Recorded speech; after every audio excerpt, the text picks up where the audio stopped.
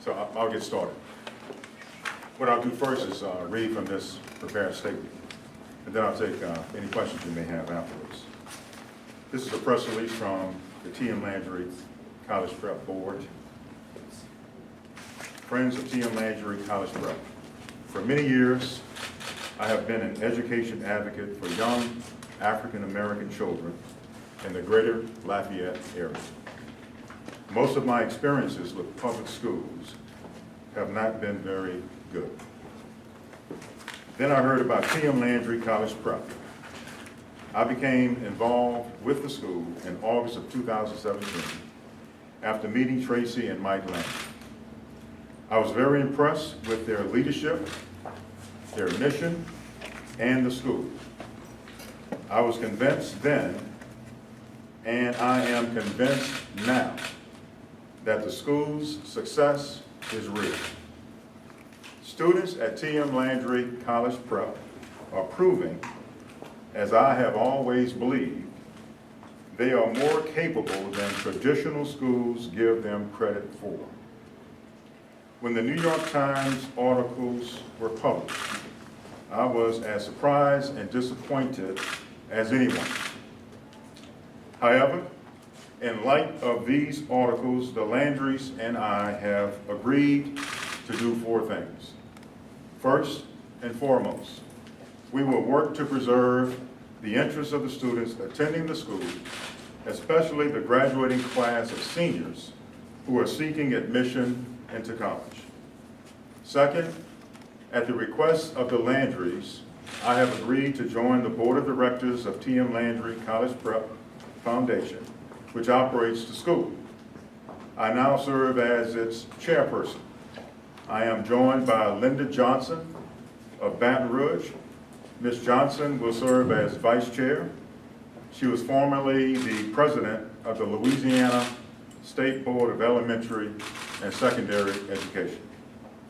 Third, the Landrys have agreed to resign from the board, but will continue to teach at the school. The board will provide careful oversight of the school's day-to-day activities. Fourth, the foundation will retain a law firm to conduct an independent investigation of the allegations contained in the articles. We will and must work to restore community confidence in this school. We are committed to an objective and thorough inquiry that conveys the full story of these matters. Based on my personal experiences and conversations with current students, parents, and alumni, I know students have gained tremendous benefits attending TM Landry. I have come to know a lot about the Landrys and their passion for transforming the lives of their students, many of whom have been unable to succeed in a traditional school setting. I know the success of the TM Landry students is real, which is why my 2 grandchildren attend this school. As for TM Landry students and parents, the school will not let them down.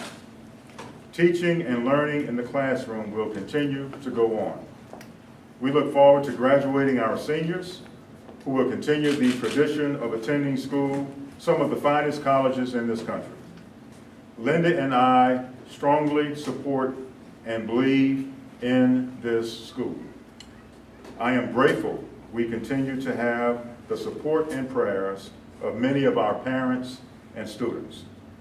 We ask the community to reserve judgment until our full investigation is completed. Linda and I are motivated by our desire to ensure the ongoing success of our students.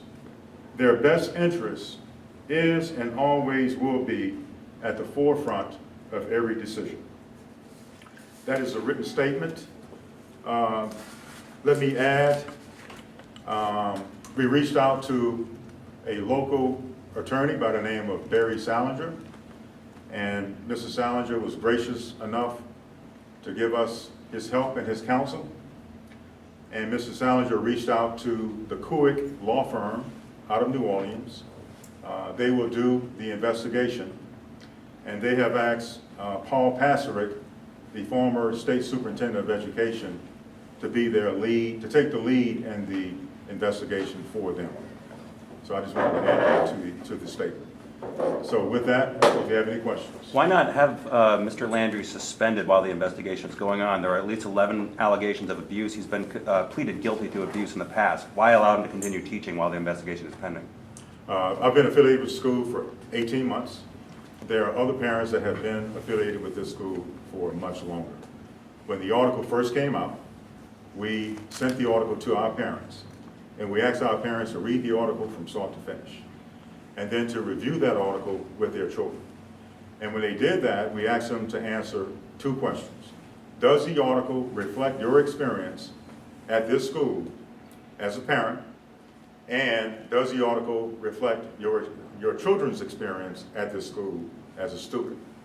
And then we followed that up 3 or 4 days later with a parent conference, had a great turnout, and all of the parents that spoke, and I've spoken to most of the parents, they all say that what's in that article does not reflect their experience here at TM Landry. Have you spoken with any of the parents who have alleged abuse? Let me finish.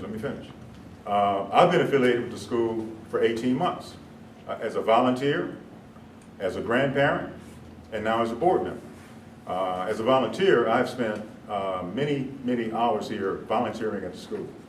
And I, like the parents, do not have an experience here at this school that is consistent with what is in that article. Have you spoken with the parents who have alleged abuse? The parents that are here, myself included, want the Landrys to continue teaching in the classroom.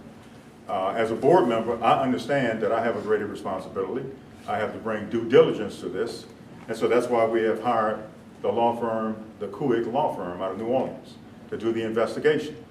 And I will also make my presence available here at the school, as I have been doing in my capacity as a volunteer. So we're very comfortable and very happy about where we are, and we support the Landrys continuing teaching students here at TM Landry. Have you reached out to response with state police stepping in to investigate these alleged abuse allegations? Through our attorney, Barry Salinger, who has already reached out to the state police. We told them if they need our help, support, in whatever investigations they want to do, we will give them our full support. But we have not heard from anyone as of yet. And in conversations with the Landrys, have they ever admitted to you that they altered student transcripts or anything like that? The Landrys continue to profess their innocence. They believe that the article also does not represent the experiences here at the TM Landry. But did they ever alter transcripts? They did not, in my estimation, based on everything that they've told me, do that. But that is the purpose of the investigation. The community needs someone other than me, a board member, I can't bring the level of scrutiny to this that an independent investigation will bring. So the independent investigator, with Paul Pasarick as the lead investigator, he's the one that will give it due diligence. And Greg, why not have the Landrys up here with you speaking today? The Landrys have been through a lot, so have the students and the parents of TM Landry. I'm the board member of TM Landry College Preparatory Academy, and so I believe that responsibility falls on my shoulders. Did they not feel like it was important enough to be here today for this press conference? Oh, we all believe that this is important enough, and we all wanted to have this press conference. But you have to remember, we are a very small school. We don't have much assets, and we have never gone up, I know I have never gone up against a major media such as the New York Times. And so we had to sit back and gather our thoughts and try to decide how best to respond. And so after much discussions, we thought that this would be the best response, to have this press conference, to give you this press release, to answer any questions you may have, but to also defer to the Kuwik law firm under the leadership of Paul Pasarick for him to do the investigation. Greg, you said that the school, when you read the article, you read a lot of parents saying that the school was almost like a cult. the room is cult-like. What's your response to that? My two grandchildren attend TM Landry. They started in June of this summer. I've been here quite often. My grandchildren have been here since June. There is nothing that I have experienced that makes me believe that there is anything like a cult taking place here at TM Landry. Have you ever seen Mr. Landry hit a student? No, never. And Greg, the New York Times, they interviewed, what, 40, 45, 46 people for this investigation? That's what they said. That's what they're claiming. Right. Do you believe that there's any truth to these allegations? As I said earlier, what I can do is reflect on my experiences here at TM Landry. I can reach out to the parents who have students here at TM Landry. I do not know the people that are in that article. You can reach out to them though, can't you? The investigator would do that. Paul Passery. You've reached out to other parents who are satisfied with their experience. Under the Kuwait law firm is going to reach out to these other parents. That's going to be his job. Now, to get back to your question, there is nothing in my experience that would say that there's anything going on here at the TM Landry School that is consistent with what's in that article. Have any of the colleges, like Harvard, Yale, so on and so forth, that this school is known for sending students to, reached out since that New York Times article? No, not to my knowledge. And so you said that the board was going to be taking over the day-to-day activities. Are you guys going to be picking a leader anytime soon? Who will be replacing the Landrys? The Landrys are not going to be replaced. Mm-hmm. The Landrys will continue in their capacity. Tracy Landry is the principal. Mike Landry is the Director of Development and Education. What I mean by that is, as the chairman of the board, I will have my presence available here consistently, daily, while this investigation is taking place. So Mike will remain as what, you said? And Tracy will remain as what? Tracy Landry is the principal, Mm-hmm. and Mike Landry is the Director of Education and Development. Do you think that they could resign or be fired by you? I'm not going to even speculate on those kinds of actions. I want to wait until the Kuwait law firm release their investigation and give us a complete, comprehensive report. Michael Landry's already pleaded guilty to abusing a student in 2012. Why wasn't he disciplined then? I wasn't here when that happened. So you're asking me about something. Is it that appropriate for him to be in school when he's already pleaded guilty to harming a student physically? We the parents that have children here believe that it is very appropriate for the Landrys to continue in their positions. We want them to continue in their positions because everything that we have seen since I've been here and since they've been here indicates that everything in that article is not I'm not talking about consistent. the article, I'm talking about the 2012 Well, that's in the abuse article. case. That is in the article. It's in the St. Martin Parish Sheriff's Office report. And that was in the article, and that article does not reflect. Are you disputing the St. our Martin Parish Sheriff's experiences. Office? The article does not, I don't know what the sheriff's office has told the New York Times. The Sheriff's Office has a report in which they investigated this case, and he pleaded guilty to charges. How is it appropriate for him to be a teacher in this school, given that case, that he's pleaded guilty to? That was reported in the New York Times. That was reported by the St. Martin Parish Sheriff's Office And it in was- their own report, I understand. and he pleaded guilty to charges. It doesn't matter if it's in the article or not. This is a fact. How is it appropriate for him to be a teacher in a school? The Landrys have provided an environment here at the TM Landry School that is a nurturing environment for our students. I can attest to that as a grandparent. I can also attest to it as a volunteer. Many other parents who have children attending school here have the same opinion. So as far as we're concerned, the Landrys are exactly where we want them to be. We want them to be in this school, in the classroom, teaching our students. Greg, who's paying for this investigation and how long might it take? The Kuwait law firm and Paul Passery are going to treat this as a priority in their work. And we told them that we're very, very appreciative of that. And they are hoping that they could have a report to us by the latter part of January. But who's paying for the report, or the We- investigation? We're paying for it. And we are a small school. We don't have a big budget. you know, we are always struggling to make ends meet. And so there are many of us, myself included, that will be contributing money to help pay for this investigation. We will collect the money from people like myself to pay for the fees of the Cooley Law Firm. Have you reached out to the community at large for any support that you may need? No, I have limited that strictly to parents.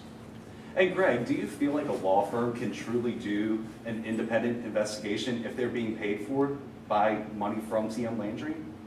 You know, when this happened, we understood the seriousness of this order. And we also understand how damaging it has been to the reputation of the school. We didn't have access to big-time public relation firms, people that are advising us who have lots of expertise in crisis management. We had to do this ourselves. And after discussing it, we thought that the best thing that we could do was to hire some entity that would be separate from the TM Landry family. And we thought the best way to do that would be to get a law firm. And we thought that by getting the Kuick Law Firm in New Orleans, they have no affiliation with anyone in the TM Landry family. We thought that that's the best that we could come up with. Do you feel like police, they're not going to do an independent investigation, that they're not going to be fair to TM Landry? No, I'm not suggesting that at all. No, I am not suggesting that. Is there any chance that the school could shut down after the investigation? We want the school to continue. Lynn and I feel very strongly about what's going on at this school. This school is producing phenomenal results in the education of our children. And they are a pace setter, in our opinion. They are accomplishing outcomes that are unique.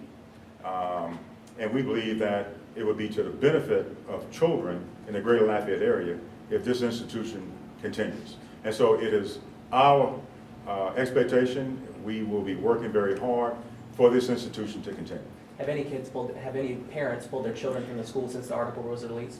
Yes, when the article came out, we had roughly 110 students. We now have about 91. And Greg, what's your response today? The Louisiana Office of Student Financial Assistance released a reference guide for students transferring from TM Landry College Prep, saying that they're not qualified for TOPS, so on and so forth. I haven't seen that. That's a press release? Yes, it's on our website, ktc.com. Okay. I would have to take a look at that, study it, and give an intelligent response to that. Right now, I'm not able to do that. Okay. Hey, It's Greg, a can you non-approved talk school, it's a fact, they're not eligible for TOPS, so. Well, TM Were you not aware of that? TM Landry is a non-traditional school. It's a non-public, non-approved school. That's correct. Meaning that students are not eligible for TOPS. That's correct. And Greg, All I'm saying is I would have to read that press release to see specifically how I need to respond to it. And Greg, in a recent article, it says the school took in roughly $250,000 in donations. A portion was supposed to go to tuition assistance. You were quoted as saying the school hasn't offered any scholarships. Is that money still there? How much? And how will those scholarships be awarded? Okay, I read that in the New York Times article. That is a misrepresentation of what I said when I was interviewed. Here is what I was discussing with the New York Times. We have as a mission here to not only serve students who come from families who have an ability to pay. We also want to serve students whose families cannot afford to pay tuition. We get no government money, no operating subsidies. So the business model has to be such that we are able to have enough students paying tuition so that we can generate revenues that exceed expenses, and then we could use that net profit to then provide scholarships to poor students. And I was explaining to the New York Times that that is the business model that we were trying to achieve. Without having the proper number of students to achieve something that's better than break even, then the school itself would not be in a position to provide scholarships. The business model that we have wanted to try and get to is one where enough revenues were being generated to cover all operating expenses, and then that money that was left, we could then use that money to go and subsidize and pay for children who cannot afford to pay the tuition to come to TM Landry. We want to make this school available to all students. And because we are a private school and we have to charge tuition to make payroll, pay utilities, operating expenses, then we have to have a certain number of kids to break even. If we have more than that, we can be profitable, then take those profits and provide free tuition to our poor students. That's the full answer that I provided to the New York Times. And Greg, obviously this has been in the news quite a lot lately, and I'm sure the students have seen our reports. What are y'all telling the kids at this point? Well, Or what's sort of been their reaction? And parents, yeah. And to the students. Parents and students. I mean, this is big.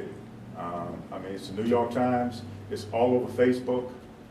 It's everywhere in America. No matter where we go, I go, parents, students, our families, our friends, in the grocery store, everybody knows about this article. And there are lots of people that have negative opinions about TM Landry. You can see some of those comments on social media. And sometimes people with those negative opinions will make them known directly to us. So yeah, it's been tough. But they are all very determined to work to make it through this.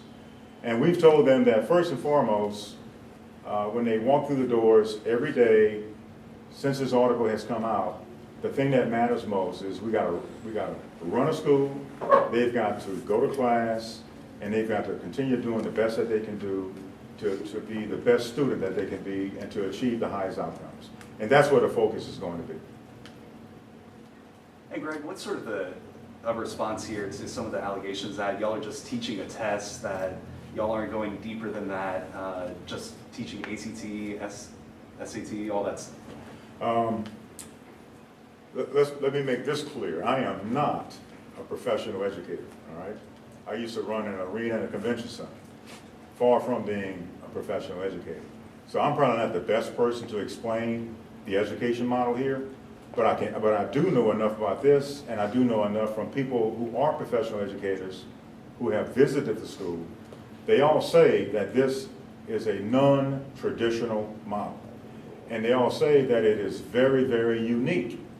And then they also say that it's the real deal, that what's going on here is real education, and it is an education model that is achieving great results, the highest academic achievements, probably in the Greater Lafayette area, if not in the state of Louisiana. We have graduated about 45 students so far. 82% of those 45 students remain in college or have graduated. So that's about an 82% retention rate. Most of our students are leaving TM Landry and going to top universities, and most of them are majoring in fields like engineering, computer science, applied math. And so this model is STEM driven, and it's also based on mastering academic skills. And I think that that's why the Landrys have been able to achieve such great results.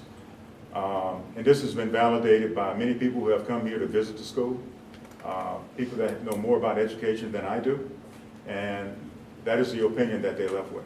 But how are colleges able to maybe think about even accepting students when there's allegations of doctoring college applications? That is the challenge that we have as an institution. We've got seniors that we want them to be able to go to the colleges that they are applying for. And that is the challenge. So we're going to do the investigation, and then the report will come out the latter part of January. And I think we'll be in a better position then to know what impact this may have on our seniors. But certainly, I'm pretty sure all of this has generated all kinds of publicity, and that publicity has made its way up to those universities and colleges. And so we just have to wait to see how that investigation comes out. And Greg, you and I, we've had several conversations since this New York Times investigation broke, and you said transparency is key Right, here. right. You want to expand on that? Yes. It took us longer than I would have liked to get to this point where we are having a press conference, we release a statement. And in my work at the Cajun Home, I've had to do many press conferences before, but the difference is I've never had to respond to an article by the New York Times. That is well above my pay grade. And so I just felt that we needed to just step back, relax, think about this, reach out to people, ask questions, and get a better feel for how we might respond. And so that's how we got to this point. I think it took a little bit longer than I would have liked, but you have to remember, this is an institution with limited resources. So it's not like we had lots of brain power, expert knowledge at our disposal. So it took a while to talk to the right people and get a feel for things. Barry Salinger stepped forward, major help, and then he was able to get us in touch with the Kuwait law firm. And when that happened, then things began to fall into place. And when the Kuwait law firm reached out to Paul Passerit, I thought that that was great to be the lead investigator. As chairman of the board, are you able to fire the Landrys if the investigation comes out that they've done something wrong? Yes, just like any board, the board has the ability to hire and fire employees, yes. And will we get another press conference when the investigation is complete? Absolutely, absolutely.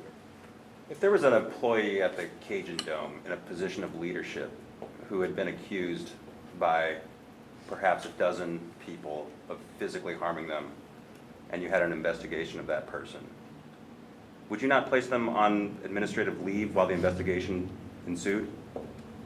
That's never happened to me at the Cajun Dome. I'm saying if it did.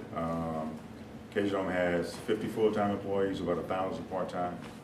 I'm pretty sure if you looked into the life histories of those employees, who knows what their life histories would reveal to you as a journalist.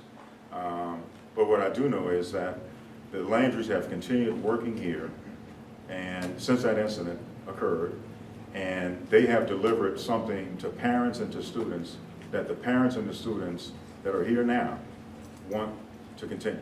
And that's why they are continuing in their jobs, because we want them to continue in their jobs.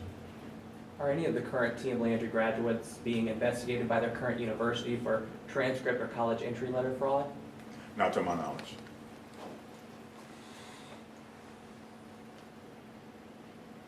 Okay, thank you very much. And if we have any other developments, we'll reach out to you. And I think we'll handle it this way. We'll bring you all in at the same time.